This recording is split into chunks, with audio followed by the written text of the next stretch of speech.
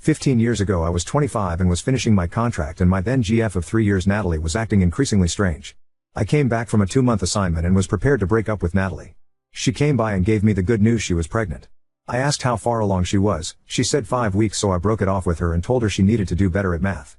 She refused the breakup and insisted the baby was mine, so I told her the following: 1. Paternity test, and 2. If the child was mine, we can talk about financial support and custody arrangements with lawyers.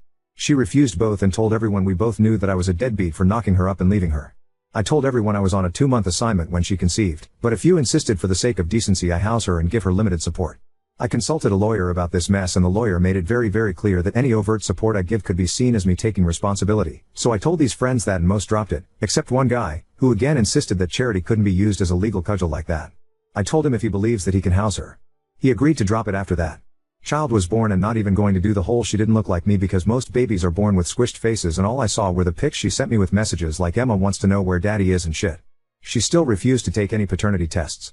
But her constantly showing up with that baby got to the point where I filed in Roe. Fun fact, in my state, a permanent Roe is not, in fact, permanent. It is 2 fucking years long. The only way to get it longer is if there was a violent crime associated. And apparently bugging someone with a baby that's not theirs is not a violent crime. So my life or the last 14 years was me renewing the Roe every 2 years, because, once it clears, Natalie shows up again with my not child.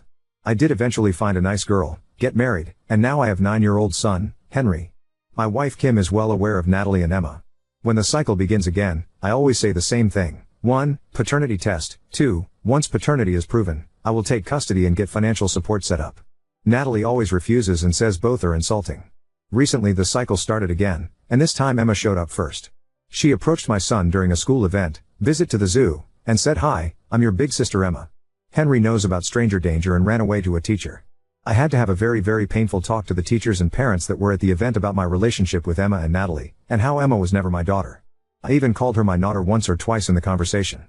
After the group disbanded, one of the mothers confronted me and said that while Natalie was in the wrong telling this poor child I was her father, calling her my daughter was mocking the situation. I kind of get where she's coming from, just I can't help this child, and the honest truth is playing light of the 2-year cycles is the closest I can get to finding peace in the situation. Edit, to answer the repeated question, in my state the mother has to start the petition for the father to be established and the test to start. There is no instance where a father can start the petition. There was a chance to do this when Emma was born, but the window was exactly 1 month, and I was much too focused on the Roe, not thinking the paternity angle would bite me in the butt. One last time, to everyone saying just ask for custody. That'll force DNA test. Literally can't be done. Been through this enough with a lawyer, and have consulted with other lawyers. There are laws protecting children, and a lot of them exist for good reason. And I'll explain it the way my lawyer explained it. Imagine there's a woman that ran from an abusive ex. She finds out after she escaped she's pregnant. She gives birth, never puts the ex on the birth certificate, never tries to file for support because she wants to get as far away from him as possible.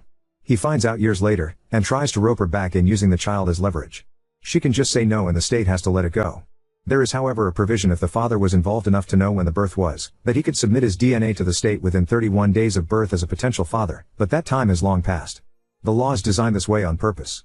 In the eyes of the family court, I am a random person, and I was never claimed to Emma. If you think the state wants all children to be claimed by fathers and will gladly submit any DNA test whenever any potential father shows up, find a random single mom, call the family court and say you want to claim her child.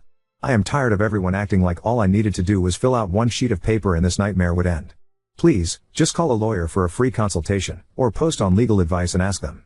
It doesn't work that way.